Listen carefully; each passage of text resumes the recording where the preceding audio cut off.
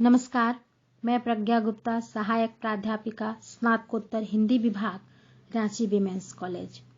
आज मैं आप सबसे बाबा नागार्जुन की कविता बहुत दिनों के बाद पर चर्चा करूंगी। बाबा नागार्जुन की यह कविता प्रकृति से जुड़ी हुई है और बाबा नागार्जुन की प्रेम और प्रकृति से जुड़ी रचनाएं हमें उस संसार का बोध कराती हैं जहां इस अनंत रूपात्मक जगत की सौंदर्य राशि बिखरी है, जहां शब्द, स्पर्श, रूप, रस, गंध के इंद्रिय अनुभव हैं, जहां मनुष्य की भाव सत्ता और भाव जगत की संश्लिष्टता अपनी पूरी व्यापकता और गहराई के साथ उपस्थित है। बाबा नागार्जुन के यहाँ प्रेम और प्रकृति पूरी आस्था एवं विश्वास के साथ उपस्थित है। बाबा नागार्जुन की संवेदना का केंद्र गांव ही है। अपने गांव से बिछुड़ने की पीड़ा उन्हें सदा सताती रही है। उन्हें अपने गांव से बहुत लगाव रहा है, इसलिए जब वे अपने प्रवास में होते हैं तब अपने गांव को याद करते हैं और जब प्रवास से लौट आते हैं तो अपने गांव का जो सौंदर्य है उसे अपनी कविताओं में चित्रित करते हैं। अपने गांव के प्रति प्रेम और लगाव बाबा नागार्जुन के पूरे रचना साहित्य में अभिव्यंजित होता है। अपनी धरती, अपने गांव से नागार्जुन का लगाव ही बहुत दिनों के बाद कविता में पूरे मिठास के साथ अभिव्यक्त हुआ है। कविता की पंक्तियां देखिए। बहुत दिनों के बाद अब की मैंने जी भर देखी पकी सुनहली फसलों की मुस्कान। बहुत दिनों के बाद, बहुत दिनों के बाद अब की मैं जी भर सुन पाया धान कूटती किशोरियों की कोकिल कंठी तान।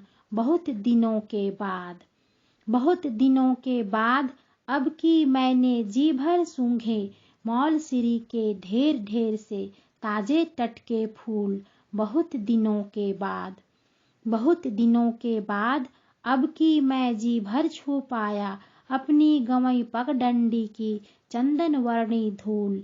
बहुत दिनों के बाद, बहुत दिनों के बाद अब की मैंने जी भर ताल मखाना खाया गन्ने चूसे जी भर।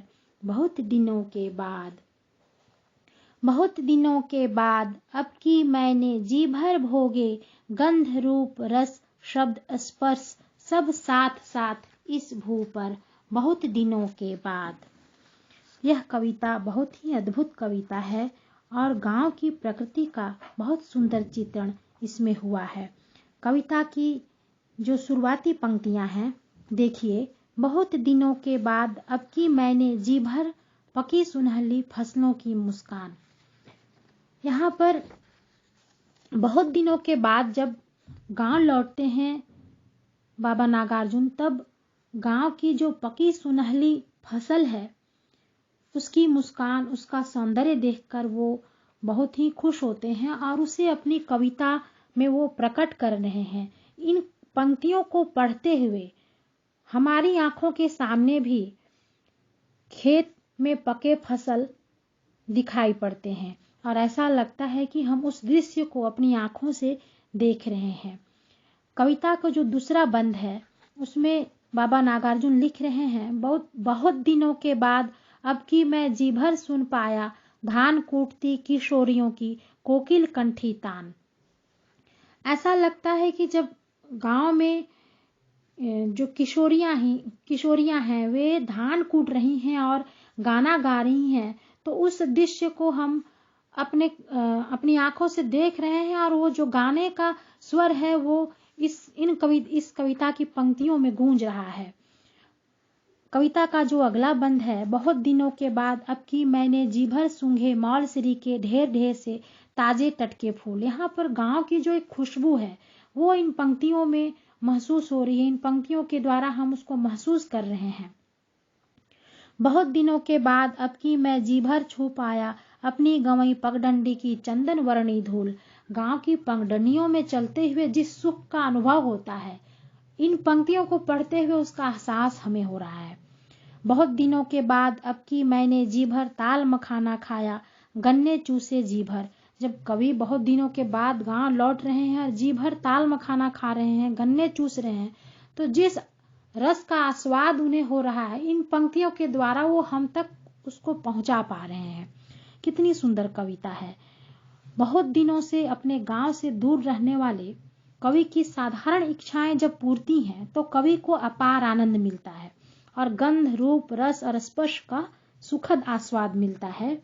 और कवि नागार्जुन लिखते हैं, बहुत दिनों के बाद अब की मैंने जी भर भोगे, गंध, रूप, रस, शब्द, स्पर्श सब साथ साथ इस भू पर बहुत दिनों के बाद। सच तो यह है कि जिजीविषा से आपूरित बाबा नागार्जुन को अपने गंवई परिवेश से ही वह शक्ति मिलती है जो उनके जीवन को ऊर्जामय बनाती है। ऐन्द्रिकता और आस्वाद का अप्रतिम चित्रण इस कविता में है। ऐन्द्रिकता और आस्वाद का अप्रतिम अनुभव गम्य चित्रण इस कविता का सौंदर्य है। यहाँ बाबा की पांचों ज्ञानेंद्रियां आस्वाद के आनंद में डूब गई हैं। पकी सुनहली फसलों की मुस्कान, धान कुटती किशोरियों की कोकिल कंठी तान, मौलसिरी के ढेर ढेर से ताजे टटके फूल, अपनी गंवई पगडंडी की चंदन वर्णी धूल और गन्ने चूसे जी भर। ये पंक्तियां इतनी प्रभावशाली हैं कि पढ़ने मात्र से गंध, रूप, रस के आस्वाद का आनंद मिलता है। कहा जा सकता है कि साधारण पंक्तियों में गांव के सुख का रसास्वादन कराने वाली यह असाधारण कविता है। धन्यवाद।